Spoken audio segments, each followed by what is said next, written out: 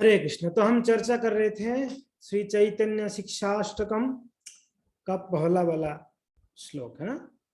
तो पहला वाला श्लोक को एक बार सभी भक्त मिलकर उच्चारण करेंगे साथ साथ। चेतो दर्पण मार्जनम भव महदावाग्नि निर्वापणम श्रेय कैरव चंद्रिका वितरणम विद्यावधू जीवनम आनंदाम्बुधिवर्धनम प्रतिपदम पूर्णामृतास्वादनम सर्वात्मस्नपनम परम विजयते श्री कृष्ण संकीर्तनम। श्री कृष्ण संकीर्तन के परम विजय हो, जो वर्षों से संचित मल को, हृदय में संचित मल को क्या करता है, वो साफ करता है। हमने चेतो दर्पण मार्जनम ये हमने चर्चा किया है कि ये जो चेतो दर्पणम, ये चित्त को दर्पण के साथ तुलना की गई है और इस दर्पण में काफी गंदगी जो है जम गई है और ये गंदगी को साफ क्या है, मार्जनम। ये मार्जन कैसे होगी, इसका मार्जन का प्रोसेस क्या है? हाँ, श्री कृष्ण संकीर्तनम, भगवान की दिव्य नामों को जप कीर्तन करके हम हृदय में संचित कहीं जन्मों की, कहीं वर्षों की जो मैल है उसको हम साफ कर सकते हैं, है कि नहीं? ये हमने चर्चा किए हैं। तो हम ये चर्चा कर रहे थे भव महादावाग्नि निर्वापन, हम ये वाला चर्चा कर रहे थे, शायद हमने कुछ चर्चा किए भी हैं। भव महादावाग्नि, भव ये संसार को भव कहा गया है। महादावाग्नि इस संसार में आग लगा हुआ है इस संसार में आग लगा हुआ है और इस आग में सभी दग्धीभूत है, सभी जीव, सभी लोग इस संसार की आग में तड़प रहे हैं इसको दर्शन करनी चाहिए या इसको अनुभव करनी चाहिए। कहते हैं ना, जन्म मृत्यु जरा व्याधि दुख दोषानुदर्शनम। हम जब तक ऐसे दोषों को नहीं देखते हैं तब तक हम अच्छा चीजों के प्रति अट्रैक्ट नहीं होंगे, है ना। इसमें ही हम अच्छा ही देखेंगे, दोषों में अच्छा ही देखेंगे तो क्या होगा, अच्छाई को नजरअंदाज कर रहे हैं हम, यही ना। अगर हम दोषों को ही अच्छा ही समझे तो अच्छाई को हम नजरअंदाज कर रहे हैं। तो संसार के जो दोष है, ये जो भव महादावाग्नि जो आग जला रहा है हमें, इसको हमें अनुभव हो रही है, मगर बात यह है कि अनुभव होते हुए भी हम इसको प्रकट नहीं कराते हैं, दबा के रखते हैं। हाँ जी, सब ठीक ठाक है कि नहीं, मगर सब तड़प रहे हैं, किसी ना किसी प्रकार से तड़प रहे हैं। और ये जो जैसे यहाँ पर दावाग्नि का उदाहरण दिए महाप्रभु, यानी दावाग्नि जो जंगल में जो आग लगता है उसको दावाग्नि कहा गया है, जंगल का आग को। आप लोग वीडियो ऑन करेंगे? जयंती प्रभु, बिंदु माता जी, कमलेश माता जी, वीडियो ऑन करिए आप लोग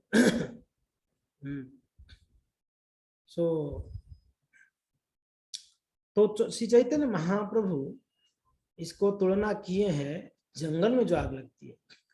तो जंगल की आग को बुझाने का उपाय, कितना प्रयास कर ला कोई व्यक्ति, कितना भी प्रयास कर ले जंगल की आग को बुझाने के लिए, बड़े बड़े जो क्या फायर ब्रिगेड्स लेके आएंगे और हो सकता है वहां मोटर लगा के कोई सरोवर से, कोई नदी से जल लाके सिंचे, मगर जंगल की आग को नहीं बुझा सकते हैं, असंभव है। तो ये कैसे बुझेगा? कैसे? अगर बारिश हो जाए तो संसार दावा नल नीड़लोका त्राणाय कारुण्य घन, अगर घन घनात्वम अगर बारिश हो, 5-6 दिन 8 दिन भयंकर बारिश हो तो क्या होगी? तो हो सकता है बुझ जाए। तो वैसे हम लोग जो दुख झेल रहे हैं, हर एक भक्त झेल रहे हैं, हर एक व्यक्ति झेल रहे हैं, अलग अलग प्रकार से झेल रहे हैं, है कि नहीं? तो इससे हम प्रयास करके निकल नहीं सकते, इससे बच नहीं सकते, है ना। हमारे खुद के प्रयास से हम इससे बच नहीं पाएंगे, ये पक्की बात है। हमने प्रयास कर भी लिया ना, आज तक तो प्रयास कर ही रहे हैं, एवरीडे प्रयास करते हैं, हर मूवमेंट हम प्रयास भी कर रहे हैं इससे बचने के लिए। ये दुख आ रहा है, हाँ प्रभु जी क्या करे, ये बीमारी खत्म हुआ नहीं, दूसरा बीमारी खत्म है, तीसरा बीमारी। प्रभु बीमारी ठीक होते होते बिजनेस मांदा हो गया, बिजनेस ठीक होते होते परिवार जन जो झगड़ा कर रहे, अनेकों है जी। तो इससे तो हम प्रयास कर लिए आज तक, इससे तो हम मुक्त नहीं हो पा रहे, है ना। बहुत हमने प्रयास कर लिया, तो कैसे होगा। जैसे जंगल की आग को बुझाने के लिए बारिश की जरूरत है, वो भी थोड़ा बहुत बारिश में नहीं, बूंदाबूंदी में नहीं चलेगी, है कि नहीं। उसको क्या है, घन घनात्वम चाहिए। वैसे ही हमें, हम जो तड़प रहे हैं, हमारे हृदय में जो आग लगा हुआ है, हम जो ये कष्टों को झेल रहे हैं, इससे बाहर उभरने के लिए रास्ता क्या है, करुणा चाहिए, कृपा वर्षा चाहिए, त्राणाय कारुण्य, करुणा की बारिश चाहिए, त्राणाय कारुण्य घना घनात्म। और कैसा बारिश, थोड़ा बहुत कृपा से नहीं चलेगी, हमारा जो है इस कष्टों से हम नहीं उबर पाएंगे, जो महादावाग्नि में फंसे हुए हैं, इससे बाहर निकलेंगे थोड़ा बहुत कृपा, ठीक है, नहीं चलेगा, इसमें बहुत कृपा चाहिए। किन की कृपा चाहिए, गुरु वैष्णव की कृपा चाहिए। गुरु और भगवान का कृपा तो होगी, गुरु वैष्णव कृपा हो करेंगे तो भगवान कृपा करेंगे। तो गुरु वैष्णव की कृपा ज्यादा से ज्यादा करेंगे, कैसे करेंगे, जब हम प्रयास करेंगे तब करेंगे। वो महाराज कृपा करिए, प्रभु कृपा करिए, होगा, करते रहो, कृपा करो कृपा करो, नहीं जी। कृपा पाने के लिए योग्यता भी, हम योग्य भी बने, कृपा को प्राप्त करने के लिए योग्यता भी चाहिए। मगर भक्तिनाथ ठाकुर कह रहे हैं, योग्यता विचारे किछु नाही पाए, तुम्हारा करुणा सार, है जी। योग्यता विचारे किछु नहीं पाए, अगर योग्यता का देखा जाए तो कुछ भी नहीं है मेरे पास योग्यता, कृपा प्राप्त करने के लिए कुछ भी नहीं है। तुम्हारा करुणा सारा, आपकी करुणा सार है, मगर प्रभु योग्यता ही नहीं है, पात्रता ही नहीं है। समझ में आ रहा है ना, पात्रता। आपको जल कोई दे रहा है तो उसको लेने के लिए पात्र चाहिए, आपको कुछ दे रहे हैं, कोई दान दे रहा है तो उसको लेने के लिए पात्र चाहिए, पात्र ही नहीं है। तो पात्रता के बिना कैसे इस करुणा को धारण किया जा सकता है। तो कहते हैं सार तो यही है, तुम्हारा करुणा सार, कृपा वर्षा, यही सार है। इसी से भव महादावाग्नि से हम बच सकते हैं। इसके लिए करना क्या होगा, हमें वैष्णव गुरु की छत्र छाया में रहकर भजन करनी होगी। समझ में आ रहा, पात्रता क्या है इसमें, पात्रता यही है, वैष्णव गुरु की शरण में रह के, उनकी अंडर में रह के भजन करना है। भजन तो हम कर रहे हैं, भजन तो लोग कर ही रहे हैं, मगर स्वतंत्रता मनोवृत्ति है, इसके कारण जो है वो करुणा पूरा पूरा हम प्राप्त नहीं कर पा रहे, पात्रता नहीं मिल रहा है ना। स्वतंत्रता का मनोवृत्ति है, इसलिए पात्रता नहीं हो रही है, पात्रता नहीं हो रही इसलिए कृपा तो बरस रही है, इसको हम प्राप्त नहीं कर पा रहे। ये तकलीफ है। तो इसके लिए अगर कृपा पूर्णतः हमें अगर चाहिए, क्या गुरु कृपा नहीं करते हैं क्या जी, गुरु कृपा नहीं करते हैं। गुरु हमेशा एवरीडे कृपा करते हैं अपने शिष्यों के ऊपर। जो दीक्षा लिया हो नहीं लिया हो, वो अपने मन में सोच लिया है मुझे दीक्षा लेना है प्रामाणिक संस्था से, उनको गुरु की कृपा प्राप्त होना शुरू हो गई है। गुरु कृपा कर रहे हैं, वैष्णव कृपा कर रहे हैं, भगवान कृपा कर रहे हैं। बात यह है महाराज, हम पात्रता नहीं है उसको लेने के लिए, और पात्र है भी तो पात्र में होल है, और 1 2 4 10 15 नहीं होल है, हजारों होल हो गई है, कृपा बह जा रही है। क्या हो रही है, लेते भी है तो बह गया नीचे से। समझ में आ रहा है, ये क्या होल्स क्या है प्रभु जी, होल्स क्या है, अपराध। हम कृपा ले रहे हैं, साथ साथ में अपराध कर रहे हैं। ये अपराध जो है ना, वो कैसा है, छेद है इसमें। एक मटके में आप पानी लाओ, उसमें 4 5 छेद हो गया हो, तो आप तो घर तक पानी कहां से आएगा जी, बीच में ही सारा बह जावे, राइट। तो वही स्थिति हम सभी भक्तों का है। हम लोग कृपा के लिए प्रयास पूरा कर रहे हैं, मगर साथ साथ में कहीं ना कहीं अनजाने से छेद हो जाती हैं उस पात्र में, तो इसके लिए बह भी जा रही है। फिर घर तक पहुंचते पहुंचते बोले पानी कहाँ चला गया, अरे आनंद क्यों नहीं आ रही है, पानी कहाँ चला गया, अरे आनंद क्यों नहीं आ रहा है भक्ति में। आप बोल रहे आनंदम बुद्धिवर्धनम प्रतिपदम पूर्णामृत स्वादनम, आप बोल रहे आनंद तो महाप्रभु बोले हर कदम कदम पर आनंद मिलनी चाहिए, तो आनंद क्यों नहीं मिल रही है। मैं तो 16 माला जप कर रहा हूँ, मैं तो नियमों को पालन कर रहा हूँ, मगर कहीं ना कहीं हम इससे चूक जाते हैं है कि नहीं। तो इसके लिए भक्तों सबसे मीन्स महत्वपूर्ण बात क्या है कि हमें कृपा चाहिए, क्योंकि ना कृपा के बिना ये महादावाग्नि से हम बच नहीं पाएंगे, ये पक्की बात है। तो इससे बचने के लिए कृपा चाहिए, और कृपा के लिए हमें शरण में रह के भजन करना है। ठीक है, किसे संगत, हाँ गुरु वैष्णव की संगत में रह के, शरण में रह के, एक हाँ संगत, संगत साथ शरण। एक होता है संगत, मैं वैष्णव की संगत में हूं मगर शरण नहीं ले रहा हूं, मैं वैष्णव के साथ जा रहा हूँ, मंगलारती अटेंड कर रहा हूँ, जप में बैठ रहा हूँ, मगर शरणता का भाव नहीं है, बस जा रहा हूँ। मैं क्या सोच रहा हूँ, मैं बहुत बहुत बड़ा भक्त सोच रहा हूँ अपना, मैं भी मंगलारती आता हूँ, मैं भी जप कर रहा हूँ, मैं भी भागवत पढ़ रहा हूँ।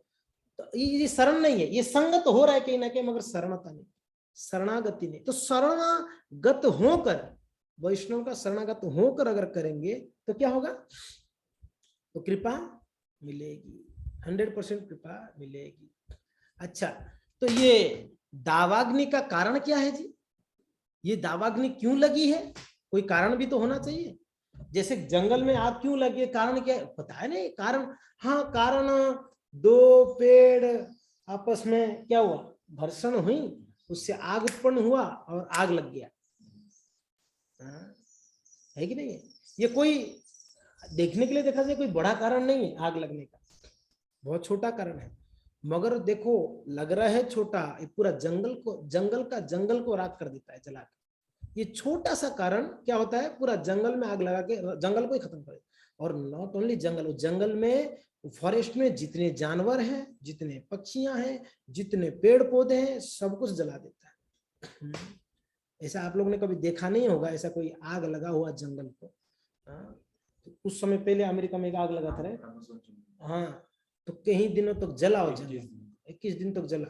तो लगती है जी, आग लगती है, बड़ा भयंकर आग लगती है। तो ये दावाग्नि, तो हमारा, हम लोग की जीवन में ये दावाग्नि कैसे लगता है, ये कैसे लगता है, तो इसमें कुछ कारण है, उसमें से कुछ मुख्य कारण है। एक है अपना स्वार्थ। पहला कारण क्या है, दावाग्नि लगने का कारण क्या है, अपना स्वार्थ। वीडियो ऑन करेंगे आप लोग, मैं बीच बीच में बोलते रहूंगा आप लोग का, आप उनको वेटिंग में ही डाल दो, जो बीमार है उनको छोड़ दो, जो बीमार नहीं उनको वेटिंग में डाल दो। सो क्या कह रहा था मैं, हाँ, तो लगने का कारण, पहला कारण है अपना स्वार्थ है, अपना स्वार्थ है। तो हम सोचते हैं कि प्रभु जी मैं भजन भक्ति करने के बाद भी मुझे दुख मिल रहा है। आपको पता है भक्ति शुद्धता से करने वाले को दुख मिलता ही नहीं है, पहली बात है। भागवत में हमने चर्चा भी किए थे एक समय, भागवत में ऐसे ऐसे उदाहरण हैं, ऐसे ऐसे श्लोक हैं, वर्णन किया हुआ है, जो व्यक्ति भजन कर रहा है भगवान का, वो व्यक्ति के जीवन में दुख काएगा है, दुख है नहीं, मगर हम तो दुखी हैं, कहीं ना कहीं प्रकार से दुखी हैं। उसका कारण क्या है, कहीं ना कहीं स्वार्थ है हमारा, भक्ति में भी स्वार्थ है। कौन सा स्वार्थ है, आत्म कल्याण के स्वार्थ नहीं है, उसको छोड़ दो।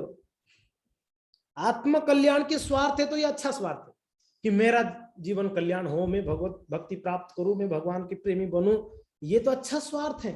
मगर स्वार्थ क्या है, इंद्रियों भोग, विषय भोग का स्वार्थ। हमारा भक्ति के पीछे भी कुछ ना कुछ स्वार्थ है।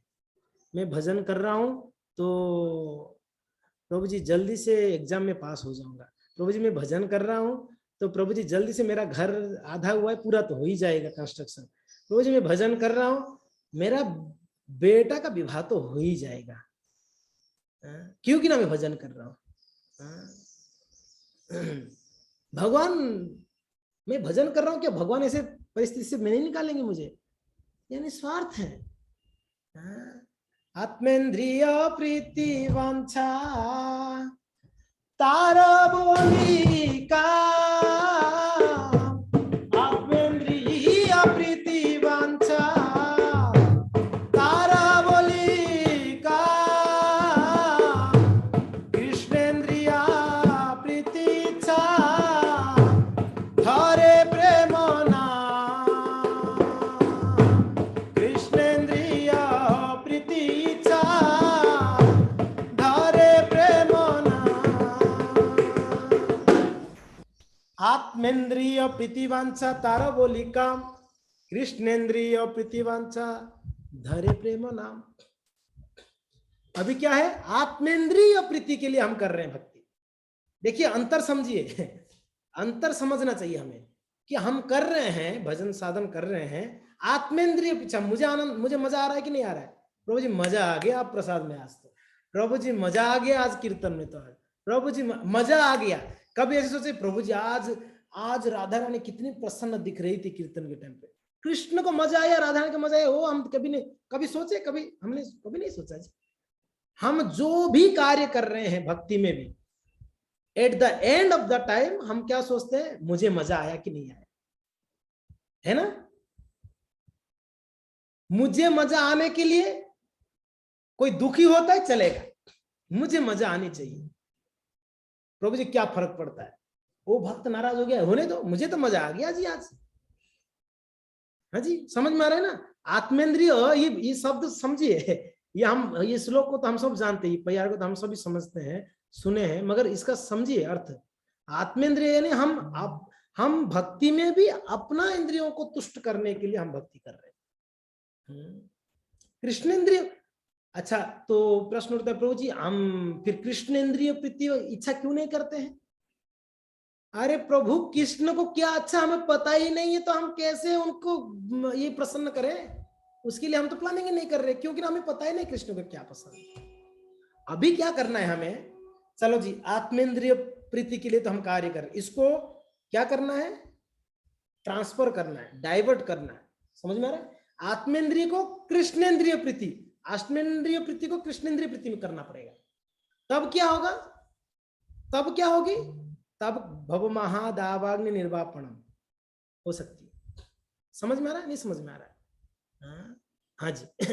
तब भव महादावाग्नि, देखिए ये बहुत बहुत प्रैक्टिकल है, ये बहुत प्रैक्टिकल है, इसको प्रैक्टिकली समझिए। जब तक हम अपने इच्छाओं को पूर्ति करना सोचते ही रहेंगे, तब तक हम संसार के दुखों को झेलते ही रहेंगे, झेलना पड़ेगा। और जब हम कृष्ण के प्रीत्यार्थे करेंगे कार्य, तब हम की संसार दुख को प्रभावित नहीं करेगा, होगा भी तो प्रभावित नहीं करेगा। समझ में आ रहा है ना? होगा मगर हमें प्रभावित नहीं करेगा, हम उससे बच जाएंगे। हो सकता है हमारे चारों तरफ अग्नि लगा होगा तो भी हमें फर्क नहीं पड़ेगा, हमें प्रभावित नहीं होगा। क्या होगा, हमारा प्रोटेक्शन हो जाएगा, हमारा एक प्रोटेक्शन हो जाएगा, हम बच जाएंगे उससे।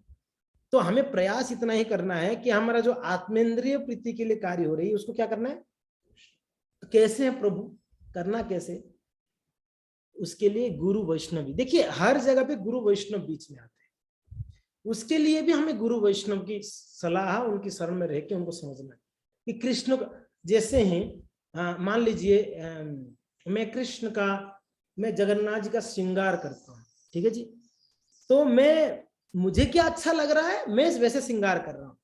अच्छा गुरु कैसे बोलते हैं, या गुरु क्या चाहते हैं, वैष्णव क्या चाहते हैं, वो हम नहीं सोचते हैं, मुझे कैसे अच्छा लग रहा है। समझ में आ रहा है?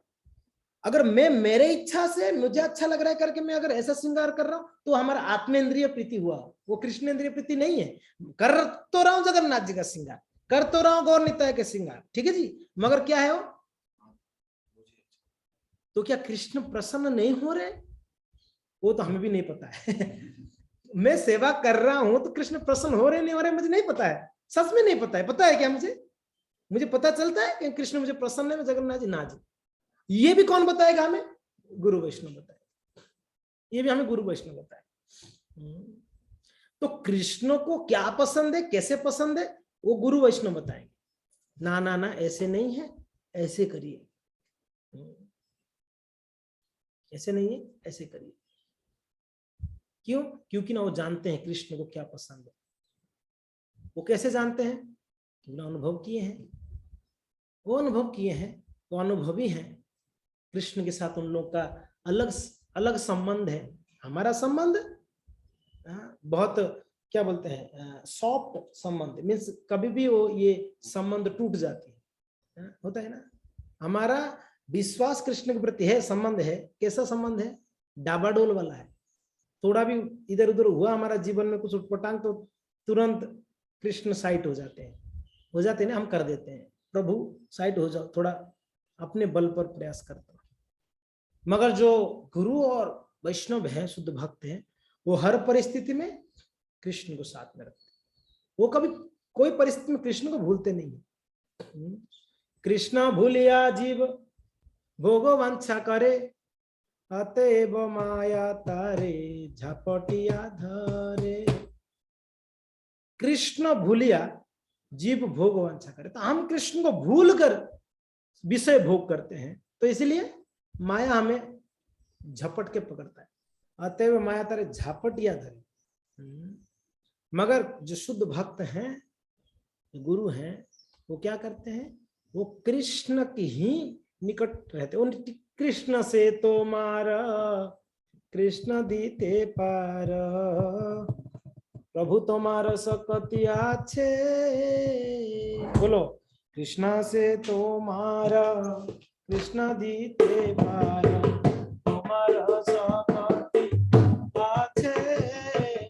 आमी तो कंगाल कृष्ण कृष्ण बोली, आमी तो कंगाल कृष्ण कृष्ण धाये तो वो पाछे पाछे, धाये तो वो पाछे पाछे। तो कृष्ण उनका है, वो कृष्ण के निकट है, वो ज्यादा निकट है कि नहीं? तो भक्तों, हमें आत्मेंद्रिय प्रीति को कृष्णेंद्रिय प्रीति में क्या करना है? कन्वर्ट करना है, डाइवर्ट करना है कि नहीं? है कि नहीं? उसको चेंज करना है इसको। तो इसके लिए हमें गुरु और वैष्णव जो है हम बतलाए। क्या बताते हैं? 3 चीज हमने चर्चा किया है। हमें संबंध, अभिधेय, प्रयोजन के बारे में बतलाते हैं। गुरु क्या करते हैं? हमें संबंध का ज्ञान देते हैं। तो बोलते हैं, बेटा देख, तेरा तो नित्य संबंध भगवान के साथ है, तो उनको भूल के भोगना चाहता है, अभी भी तेरा अपने इच्छा से ही करना चाहता है, प्लीज तो कृष्ण की इच्छा से करना चाहता है। तो संबंध को जोड़ते हैं। जैसे जैसे संबंध गुरु हमारा जोड़ते हैं भगवान के साथ, वैसे वैसे हम भगवान के प्रति हमारा ज्यादा भक्ति बढ़ती है। हम उनका सेवा उतना उतना अच्छे से करते हैं, और जितना जितना अच्छे से सेवा करते हैं, उतना उतना हम भगवान के प्रेम को प्राप्त करते हैं। कृष्ण प्रेम जो प्रयोजन है कि नहीं? तो ये बात है कि नहीं? तो पहला कारण क्या बतलाया हमें? दावाग्नि का कारण क्या है? आत्मस्वार्थ, है ना, खुद का स्वार्थ। स्वार्थ 2 प्रकार का है, एक आत्मा स्वार्थ, एक कृष्ण स्वार्थ। ठीक है जी? जैसे आत्मेंद्रिय प्रीति, कृष्णेंद्रिय प्रीति, तो 2 प्रकार का स्वार्थ। तो हम कृष्णेंद्रिय यानी कृष्ण के स्वार्थ के लिए करें। हम कीर्तन करते हैं, बहुत अच्छा कीर्तन किया आपने, किसके लिए किया? या कृष्ण के लिए किया? एक बार वृंदावन में 24 आवर्स कीर्तन में एक भक्त कीर्तन गा रहे थे, तो हम मृदंग उठा के बजाए, तो उन्होंने बोले ठीक है बजाइए। तो मैंने बजाया, तो बजाने के बाद कीर्तन उनका हो गया आधा घंटा में। फिर उनको मिला, प्रभु जी मजा आ गया। बोले प्रभु, हम अपने मजा के लिए कीर्तन नहीं कर रहे थे, उनका कॉन्शियसनेस देखिए। तो मैंने बोला मजा आ गया प्रभु, मैं मृदंग बजा रहा था, तो मजा आ गया प्रभु। तो बोले कि प्रभु, हम अपने मजा के लिए कीर्तन नहीं कर रहे थे, हम कृष्ण बलराम राधा श्याम सुंदर निताय गौर सुंदर के लिए कर रहे थे। तो मनोरंजन के लिए हम नहीं कर रहे थे प्रभु, है कि नहीं? तो ये देखिए बहुत सूक्ष्म चीजें हैं। हम किसके लिए कर रहे हैं? हर एक चीज, हम सेवा करते हैं, कीर्तन करते हैं, हम प्रसाद पाते हैं। देखिए प्रसाद में 99.99% क्या भाव होता है? भोग भाव रहता है ना, कि अच्छा प्रसाद अच्छा लग रहा है, मेरा पेट भरण पोषण हो जाए। नहीं, कभी ऐसा सोचते हैं मैं ये प्रसाद पा रहा हूँ, इससे जगन्नाथ प्रसन्न होंगे, क्योंकि ना जगन्नाथ का कृपा है। ऐसा कभी हम ये कॉन्शियस में करते हैं? कभी नहीं ना। कितना कितना प्रैक्टिकल और सूक्ष्म है।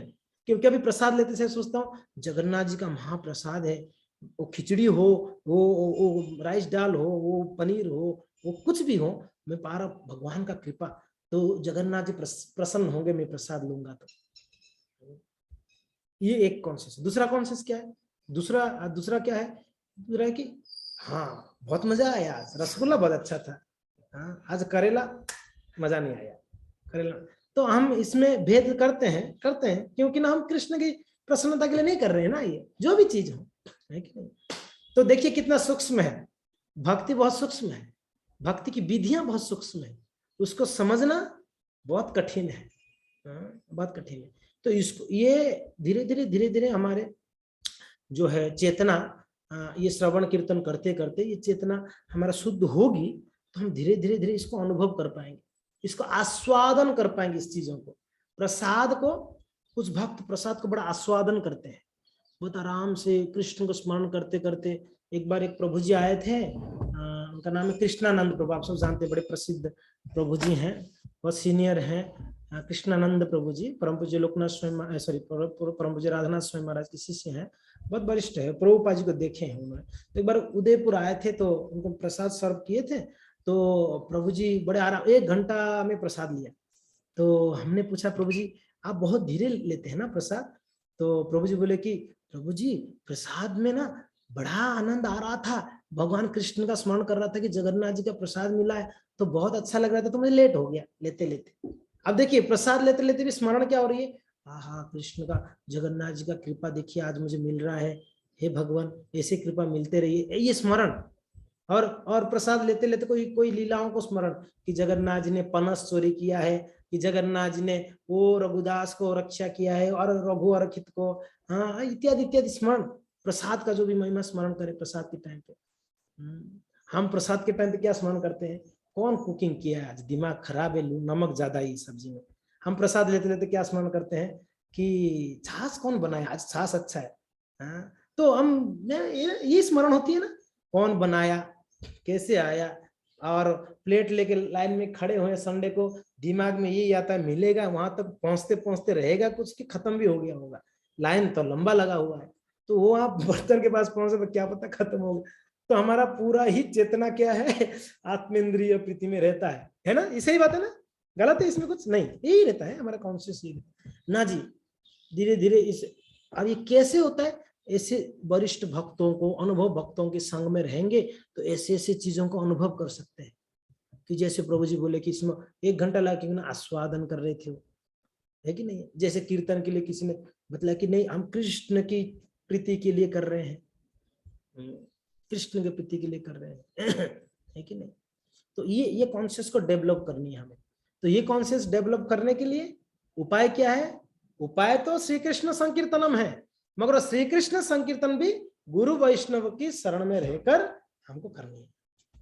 ठीक है जी। तो पहला कारण हमने बतलाया कि आत्मस्वार्थ, अपने खुद की स्वार्थ, ये दावाग्नि का पहला कारण है। दूसरा कारण क्या है? क्या है? वैष्णव अपराध। ये भी एक है, ये भी एक जो है कारण है। अगर व्यक्ति भजन कर रहा है, अच्छे से भजन कर रहा है और निस्वार्थ भाव से भी भजन करता है, आत्मस्वार्थ नहीं है, अगर वैष्णव अपराध करता है तो वो व्यक्ति को संसारी दुख भोगना पड़ेगा। क्योंकि ना वैष्णव अपराध का फल हमने चर्चा किया है, वैष्णव अपराध के बारे में हमने बड़ा विस्तीर्ण चर्चा की है कि कितना ये खतरनाक है ये वैष्णव अपराध। तो ये भी एक कारण है, हमारा जीवन में कष्ट आ रहे ना, ये एक तो सोचना चाहिए अच्छा कष्ट आया तो कहीं ना कहीं मेरा खुद का स्वार्थ था, अच्छा नहीं है तो कहीं ना कहीं वैष्णव अपराध हुआ होगा 100%, ये कारण। ठीक है जी। वैष्णव अपराध भी एक बहुत बड़ा कारण है हमको इस संसार का दुख प्राप्त होने का। वैष्णव अपराध का फल दुखी तो है, वैष्णव अपराध का फल क्या है? दुखी है, दुखी है। तो ये है दूसरा कारण है। आपको पता है वैष्णव अपराध से एक एक वंश ही निपात हो जाती है। जैसे महादावाग्नि जब लगता है जंगल में, पूरा जंगल का जंगल राख हो जाता है जल के, वैसे वैष्णव अपराध करने से हमारा ही नहीं, एक बम से निपात हो जाएगा, कभी कभी पूरा ही घर को उजाड़ देगा। हम एक जन वैष्णव अपराध किया, हमारा घर में सत्यानाश। कोई उदाहरण है ऐसा? दुर्योधन। दुर्योधन का कौरवों का क्या हुआ? ये लोग पांडव के प्रति अपराध किया। पांडव लोग साधु है, ये लोग कृष्ण के परम भक्त हैं पांडव लोग, इनके प्रति उन लोग का अपराध हुआ। तो हुआ क्या उसकी वजह से? उनका पूरा वंश ही खत्म कर दिया भगवान। देख लो, बहुत बड़ा उदाहरण है जी। कौरवों का पूरा समूह नष्ट हो गया, 100 भाई मारे गए। बाद में धृतराष्ट्र भी जाके जंगल में अग्नि में ये हो गई थी। तो ये बहुत खतरनाक है। पांडव लोग, आप स्मरण करें, पांडवगण जब राज्य नहीं था तब भी टेंशनबाजी में थे ही नहीं वो लोग। जंगल में जब थे तो वो फल मूल खा के रहते थे, तब भी कोई चिंता नहीं थी उनको, कोई चिंता करते नहीं थे कि क्या होगा क्या नहीं। ये लोग को राज्य मिलने के बाद भी कोई चिंता नहीं था। दुर्योधन के पास राज्य था, हमेशा हमेशा टेंशन में भी था, है ना।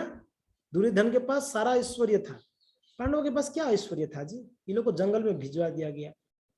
जंगल में रहते थे, बड़ा सरल कपड़ा पहनते थे, कुटीर में रहते थे, जंगल से फल मूल ला के उसी को खा के रहते थे, उसमें सुखी थे वो लोग, क्योंकि ना वो लोग वैष्णव अपराध नहीं करते। और कौरवगण, ये लोग के पास सब कुछ था, इतना बड़ा राज्य था, राज्य सुख था, भाई आपस में थे, सारा सुख था, फिर भी बड़े कष्टों को अनुभव किया, हमेशा जो है बड़ा बेचैन रहते थे ये लोग, है ना। तो यस, तो ये बहुत बड़ा उदाहरण। तो वैष्णव अपराध भी एक कारण है, ठीक है जी। वैष्णव अपराध भी एक कारण है। सबसे मुख्य कारण कि वैष्णव अपराध हो या आत्मस्वार्थ हो, मुख्य कारण है कृष्ण बहिर्मुख। क्या है? कृष्ण बहिर्मुख, कृष्ण से बहिर्मुख रहना, ये सबसे बड़ा कारण है।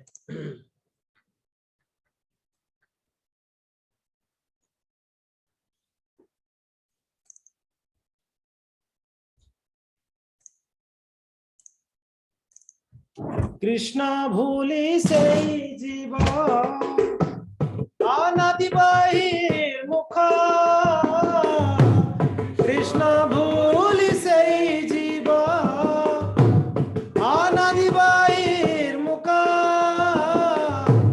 अतएव माया तारे देह संसार दुख, अतएव माया तारे देह संसार दुख, कभू स्वर्गे उठाए कभू नरके डूबा, कभू स्वर्गे उठाए कभू नरके डूबा, धन्य जने राजा जना नदीते जुबा,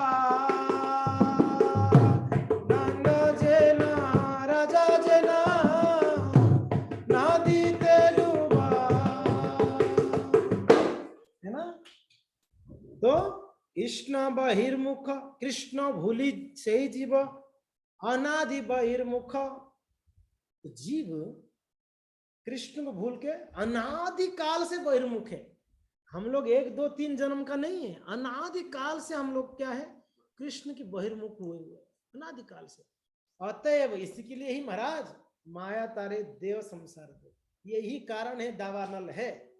संसार दुख यानी क्या है? दावानल में हम तड़प रहे हैं, यही वो कारण है। क्या है? कृष्ण भूलि से जीव अनादि, अनादि समय से हम कृष्ण से बहिर्मुख होके भोगना चाहते हैं। सर्वप्रथम तो हम लोग भगवान के नित्य धाम में, क्योंकि ना जीव नित्य धाम से आया है, राइट। कृष्ण की अंश होने के नाते हमें कृष्ण के साथ में रहना चाहिए था, मगर हम वहां नहीं है अभी। हम उनसे भूल कर, हम यहाँ उनको ठुकरा कर, कृष्ण को ठुकरा कर आया है। क्यों? क्योंकि ना आत्मेंद्रिय प्रीति, भोग, संसार की भोग करना था। कृष्ण को भूल के भोग करना। उदाहरण देख लो, कृष्ण को भूल के जो भी भोग कर कितना दुख है। सुदामा जी तो कृष्ण के साथ में ही थे। सुदामा विप्र कृष्ण के साथ में ही थे, कृष्ण के साथ में पढ़ते थे, साथ में ही जंगल में गए, बस कृष्ण को छुपा के खा लिया। कृष्ण भूलिया, कृष्ण को भूल कर, भूलना क्या है, उनको छुपा कर देना नहीं, अकेले खाऊंगा, तो खुद भोगना चाहे, तो उसके कारण सुदामा जी का दरिद्रता जीवन भर दरिद्र रहे, है कि नहीं। फिर जब भगवान की कृपा हुई तब जो है आप सुने ही है कथा को, तो कृष्ण भूली सही जीव अनादिर बहिर्मुख, अतएव माया तारे देह संसार। कृष्ण सूर्य सम है, माया है अंधकार, जहां कृष्ण तहां नहीं माया अधिकार। तो कृष्ण को भूले हैं, इसलिए माया देवी बराबर हम क्या कर रहे हैं, हमें ट्रेनिंग दे रहे हैं फर्स्ट क्लास। हम बड़ा संसार के दुख देते हैं। तो क्या कहते हैं, कबू स्वर्गे उठाए कबू नरक के डुबाए। माया देवी क्या करती है, कभी तो स्वर्ग तक ले जाती है और कभी कभी स्वर्ग उठाए और कभी नरक के डुबाए। माया की बस में आकर हम क्या करते हैं, उटपटांग करते हैं। माया की बस में आकर, पता है पुण्य भी, इससे तो यही पता चल रहा है कि पुण्य भी जो करते हैं वो भी माया की बस में आकर, संसार में जो पुण्य है वो भी माया की बस में करते हैं। उससे क्या, स्वर्ग उठाए, स्वर्ग तक ले जाएगी माया, ठीक है। तो ये किया है, चलो भाई स्वर्ग, फिर वापस यहाँ, वापस नरक। तो कभी स्वर्ग उठाए कबू नरक के डुबाए। उदाहरण क्या दे रहे हैं यहाँ पर महाप्रभु, कहते दंड जेने राजा जेनो नदी चुबाए। जैसे राजा दंड देता है किसी को, पहले जमाने में राजा दंड देते थे, कोई बड़ा अपराधी होता तो उसको नदी में ले जाते, सरोवर में ले जाते, क्या करते, उसको डुबाते, उसका चोटी पकड़ के उसको डुबाते, पानी में डुबाते हैं, बहुत समय तक डुबाते, बड़ा छटपटाएगा, बहुत छटपटाएगा, बहुत छटपटाएगा, तो उसको थोड़ा ऊपर उठा देंगे थोड़ी समय के लिए, हाँ भगवान बच गया। तो जब थोड़ा सा सांस लेगा वापस डुबाएंगे, वापस उसको 2-4 मिनट वापस डुबाएंगे, वापस तड़पड़ाएगा तड़पड़ाएगा, वापस थोड़ा ऊपर उठाएंगे। तो यही हो रहा है हम लोग के साथ। ये जो राजा लोग जो दंड देते थे, यही हमारे साथ भी हो रही है। माया देवी क्या करती है, कब थोड़ा सुख देती है, थोड़ा हाँ थोड़ा राहत है, अब थोड़ा कमर का पेन ठीक हुआ है, सर्वाइकल थोड़ा ठीक हुआ है, बस अभी थोड़ा ठीक है, थोड़ा हुआ कि नहीं हुआ वापस उस तकलीफ तुरंत।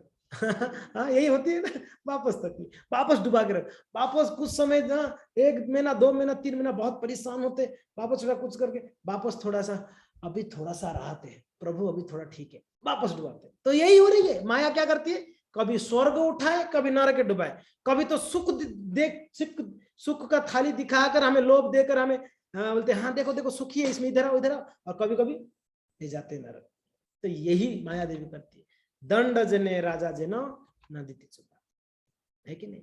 तो इसीलिए ये मुख्य कारण है कृष्ण बहिर्मुख, कृष्ण भूल कर, कृष्ण बहिर्मुख जीव है ना, अनादि काल से कृष्ण को बहिर्मुख होकर हम क्या कर रहे हैं, दुख भोग रहे हैं, महाराज दुख भोग रहे हैं। अभी आत्मा और परमात्मा, एक परमात्मा और जीवात्मा। परमात्मा ये क्या है, सच्चिदानंद है। आत्मा क्या है, परमात्मा सच्चिदानंद है, आत्मा क्या है, जीवात्मा। हाँ जी, जीवात्मा क्या है, क्या जी, सच्चिदानंद है या नहीं है, नहीं है ना, जीवात्मा सच्चिदानंद है, नहीं है, है कुछ लोग ऐसा ऐसा, कुछ लोग ऐसा ऐसा कर रहे हैं, हाँ? है या नहीं है, नहीं है, ओके नहीं है, ठीक है, ओके है, ठीक है, क्यों है, क्योंकि ना कृष्ण के अंश है, ये भी सच्चिदानंद है, कृष्ण सच्चिदानंद है, उनके ही अंश है, तो ये भी सच्चिदानंद होना चाहिए, क्या जी, ये भी सच्चिदानंद होना चाहिए, सच्चिदानंद है जी। मगर क्यों दुखी है महाराज, परमात्मा तो हमेशा सुखी है, सच्चिद आनंद, आनंद हमेशा आनंद में, फिर जीव क्यों दुखी है, बहुत बड़ा प्रश्न है ना। सच्चिदानंद तो आनंद आनंद में है, फिर जीव क्यों दुख क्यों मिल रहा है, उसको क्यों ऐसा डाला जा रहा है संसार के दुखों में? वाय, कारण क्या है? क्या हो सकता है कारण? आप बतलाइए क्या कारण हो सकता है? क्या जी उमेश प्रभु, क्या कारण हो सकता है? कारण क्या हो सकता है? भगवान सच्चिदानंद है, जीव सच्चिदानंद है। सच्चिदानंद समझ रहे ना, हमेशा आनंद में है भगवान, तो जीव ने हमेशा आनंद में रहना चाहिए था। फिर जीव क्यों इतना दुखी हो रहा है जी? ये क्यों इतना दुखी? हाँ, कृष्ण से बहिर्मुख है प्रभु जी, कृष्ण की नहीं, कृष्ण से बहिर्मुख है, ठीक है, मगर ये भगवान का ही अंश है ना बाबा, तो ये तो सुखी रहना, ये तो आनंद में ही रहना चाहिए ना। भले कृष्ण से दूर हो गया, बहिर्मुख हो गया, मगर है तो सच्चिदानंद है ये भी। क्या कारण है? क्या जी ज्योति माता जी, क्या कारण है? प्रभु जी आत्म तृप्ति। ओके, ठीक है, अभी मैंने जो जो कारण बताया आप बताएंगे। ओके जी, इसका मुख्य कारण क्या है पता है? भौतिक जड़ वस्तु के प्रति उसका संगति, जड़ वस्तु का संगति, ठीक है, बहिर्मुख हो गया, ठीक है, कृष्ण से दूर आ गया, मगर संगति अगर यहां भी कृष्ण के साथ करता तब तो आनंद में रहता। संगत क्या कर रहा है? जड़ वस्तुओं के प्रति संगत। समझ में आ गया? जब जड़ वस्तु समझ में आ रहा है ना, संसार का सारा वस्तु, संसार का सारा परिस्थिति, संसार का सारा जीव, जो भी जड़ है, जड़ वस्तु के प्रति वो संगत है, इसके लिए वो क्या है? देखिए, जड़ वस्तु से सुख मिलेगा? हाँ जी, एक मोबाइल से कैसे सुखी हो सकता है कोई व्यक्ति? ये जड़ वस्तु है, ये मोबाइल जड़ है, हम इसमें सुख चाहते हैं, कैसे मिलेगा? ये जड़ वस्तु हमको सुख दे सकता है? कभी नहीं ना, है कि नहीं? हम सोचते हैं इससे सुख मिल रहा है मुझे, हम सोचते हैं गाड़ी मुझे सुख दे सकता है ना, ये जड़ है। तो जड़ वस्तु के प्रति, जड़ वस्तु के साथ जो संगत है ना भक्तों, वो ही हमें जो है क्या करता है? दुख प्रदान करता है। भागवत में एक बहुत सुंदर श्लोक है, आत्मानम्यश्च स वेद विदा न पिपल्लादो न तु पिप्पलाद यो विद्याया युक्त तु नित्यबद्धो विद्यामयो योह स्वतो नित्य मुक्त। जो पक्षी वृक्ष के फल नहीं खा रहा है वो भगवान है, वो परमात्मा है। जो अपनी सर्वज्ञता के कारण अपने पद को तथा उस बद्ध जीव के पद को जो कि फल खा रहा है पक्षी द्वारा दर्शाया गया है समझते हैं, किंतु दूसरी ओर वह जीव ना तो स्वयं को समझता है ना ही भगवान को, वह ज्ञान से आच्छादित है, अतः नित्य बद्ध कहलाता है, जबकि पूर्ण ज्ञान से युक्त होने के कारण भगवान नित्य मुक्त है। यहाँ पर तफा मीन्स भेद बता दिया गया भगवान परमात्मा और जीवात्मा के अंदर। समझ में आ रहा है? तात्पर्य में प्रभुपाद जी कहते हैं इस श्लोक में विद्यामय शब्द भगवान के अंतरंगा शक्ति का सूचक है। उनकी बहिरंगा शक्ति महामाया का नहीं, भौतिक जगत में विद्या तथा अविद्या दोनों है, किंतु इस श्लोक में विद्या उस अंतरंगा आध्यात्मिक ज्ञान की सूचक है जिससे भगवान सर्वज्ञ है। वृक्ष पर के दो पक्षियों का दृष्टांत जो कि अनेक वेदों के ग्रंथों में पाया जाता है, नित्यो नित्यानाम कथन को प्रयत्न करता है कि नित्य जीवों को दो कोटियां हैं, भगवान तथा सूक्ष्म जीवात्मा। जो जो जो ये है दो जीव, एक कौन है? परमात्मा है और एक जीवात्मा, भगवान तथा सूक्ष्म जीवात्मा। बद्ध जीवात्मा भगवान के नित्य दास के रूप में अपनी पहचान भूलकर अपने कर्मों के फल का भोग करना चाहता है और इस तरह अज्ञान के पास में आ जाता है। देखिए ये कारण यहाँ पर प्रभुपाद जी ने बतलाया। क्या करता है ये जो बद्ध जीव है, ये है तो भगवान का नित्य दास, मगर भगवान को भूल कर वो अपने कर्मों के फल को भोगना चाहता है, ये जो भौतिक जड़ वस्तु से भोगना चाहता है, तो ये अज्ञान के पास में बन जाता है। अज्ञान का यह बंधन अनादिकाल से चला आ रहा है और इसका परिष्कार भगवत भक्ति ग्रहण करके ही किया जा सकता है, क्योंकि भगवत भक्ति आध्यात्मिक ज्ञान से परिपूर्ण है।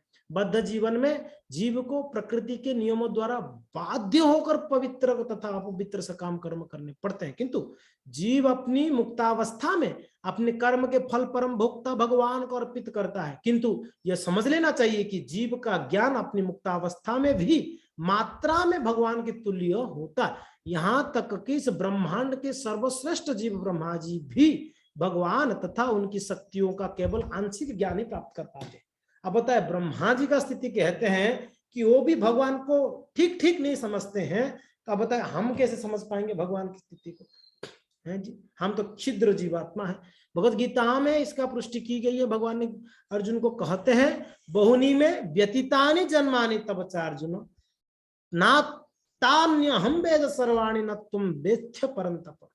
भगवान ने कहा है, तुम्हारे तथा मेरा तो अनेकों जन्म हो चुके हैं, मगर अर्जुन मुझे तो उन सबका स्मरण है, तुझे कुछ भी स्मरण नहीं।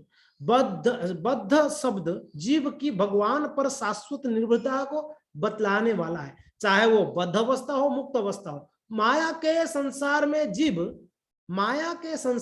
जीव जन्म मृत्यु के क्रूर नियमों में बंद रहता है, जबकि वैकुंठ में जीव भगवान के प्रेम बंधन में बंद रहता है। दो अंतर, यहाँ भी बंधन है, वहां भी बंधन है। भौतिक संसार में भी बंधन है, भगवान की लोक में भी बंधन है। यहाँ किसका बंधन है? जन्म मृत्यु जरा व्याधि का बंधन है, मगर वैकुंठ लोक में भगवान का प्रेम का बंधन है। मोक्ष का अर्थ है जीवन के कष्टों से मुक्ति, किंतु इसका अर्थ भगवान के साथ प्रेममय संबंध से मुक्ति कदापि नहीं होता, क्योंकि यह संबंध शाश्वत जीवन का सार है। श्रील मध्वाचार्य के अनुसार एकमात्र भगवान ही नित्य मुक्त जीव हैं और अन्य सारे जीव आनंदमय भक्ति से अथवा माया के बंधन से भगवान के आश्रित और बद्ध हैं। बद्ध आत्मा को संसार रूपी वृक्ष के तिक्त फलों का आस्वादन त्याग देना चाहिए। यहाँ पर जो हम संसार रूपी वृक्ष का फल आस्वादन करते हैं, ये प्रभुपाद जी कहते हैं तिक्त फल है, तीखा है। क्या है? तीखा या कड़वा। तिक्त फलों का आस्वादन त्याग देना चाहिए और अपने हृदय में स्थित अपने परम प्रिय मित्र भगवान कृष्ण की ओर ध्यान देना चाहिए। भगवान कृष्ण की प्रेमा भक्ति के तुल्य या इससे बढ़कर कोई आनंद नहीं है, और कृष्ण प्रेम रूपी फल का आस्वादन करने पर मुक्त जीव आनंद सागर में प्रवेश। प्रभुपाद जी एक तात्पर्य में सब क्लियर कर दिए हैं। बद्ध जीव का स्थिति, भगवान का स्थिति, बद्ध जीव क्यों दुखी है, कैसे प्रसन्न हो सकता है, एवरीथिंग क्लियर है। अगर कृष्ण की ओर हम उन्मुख हो जाएं, अभी तो विमुख है, भगवान की ओर उन्मुख हो जाएं, भगवत भक्ति की ओर और हमारा जो है आस्था बढ़े, हमारा श्रद्धा और बढ़े भगवान भक्ति के प्रति, तो क्या होगी? वो आनंद सागर में डूब सकता है, ऐसे प्रभुपाद जी कहते हैं। तो कहते हैं ना, कदम कदम पर जो आनंद मिलता है, हर कदम में आप तो आनंद के सागर में ही डूबोगे। अभी दुखों के सागर में डूबते हैं। कृष्ण की भजन अगर हम बराबर से करें, गुरु वैष्णव की शरण में रहकर, तो हम आनंद के सागर में डूब सकते हैं। अनेकों भक्त हैं जो हमेशा आनंद के सागर में रहते हैं, हमेशा आनंद का अनुभव करते हैं, एक क्षण भी उनके जीवन में कोई परेशानियां नहीं रहती है। क्यों? क्योंकि ना पूर्णतया गुरु वैष्णव के शरण में रखे भगवान का भजन करते हैं, भगवान का भजन करते हैं। ठीक है जी। तो इस प्रकार से जो है साधु और गुरु हमें बतला सकते हैं कि कृष्ण का प्रीति क्या है, हम कैसे कृष्ण को प्रसन्न कर सकते हैं। अगर हम अपनी इच्छा से कुछ करने जाएं तो हम जरूर जो है क्या होगा, हमें धोखा प्राप्त हो सकता है। तो गुरु वैष्णव हमको बतलाएंगे कि भाई आपका स्वरूप क्या है, हमको करना क्या है। जीवेरा स्वरूप है कृष्ण नित्य दास, जीवेरा स्वरूप कृष्ण नित्य दास, कृष्ण तटस्था शक्ति भेदा भेद प्रकाश, कृष्ण तटस्था शक्ति भेदा भेद प्रकाश, सूर्यं सकिरणाय छे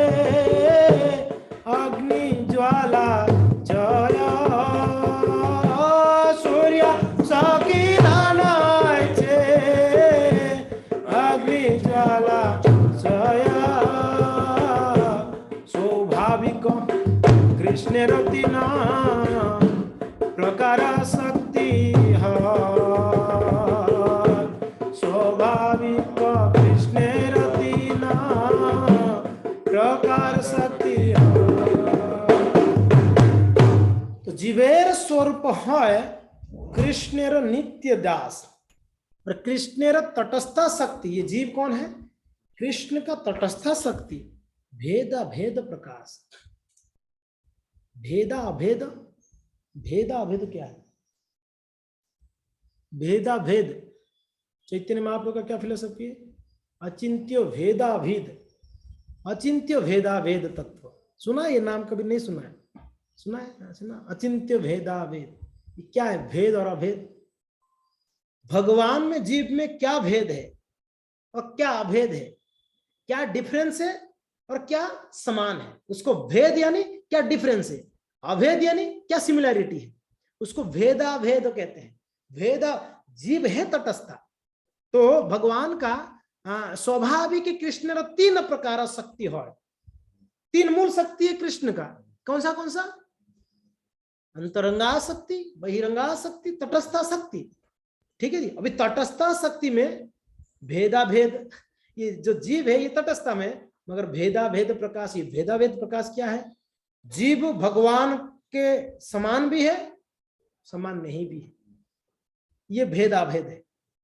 जीव कृष्ण के समान है, सिमिलैरिटी है कुछ, मगर समान नहीं भी है, कुछ डिफरेंसेस भी है। जैसे कृष्ण जो है विभु है, हम कौन है? अणु है कि नहीं? कृष्ण विभु है, कृष्ण आनंद में रहते हैं, हम दुखी रहते हैं। कृष्ण आनंद में रहते, हम वो भोगता है, हम भोग्य है। वो भोगता है और हम भोग्य है ना? डिफरेंशिएट, डिफरेंशिएट है। सिमिलरिटी क्या है? सिमिलरिटी क्या है? हमने बताया सच्चिदानंद है, तो यही सिमिलरिटी।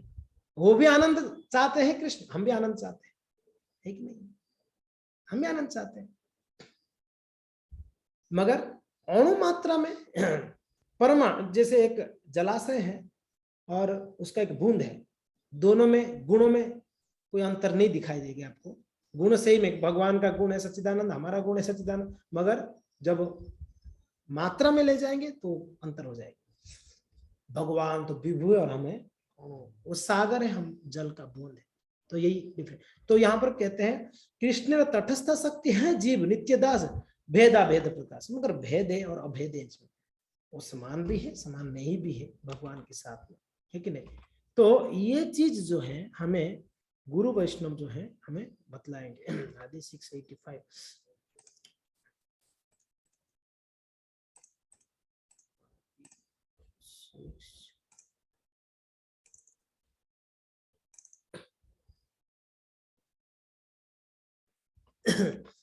हाँ, तो ये है जीव भगवान का नित्य दास। के हो माने के हो न माने सब तारा दास,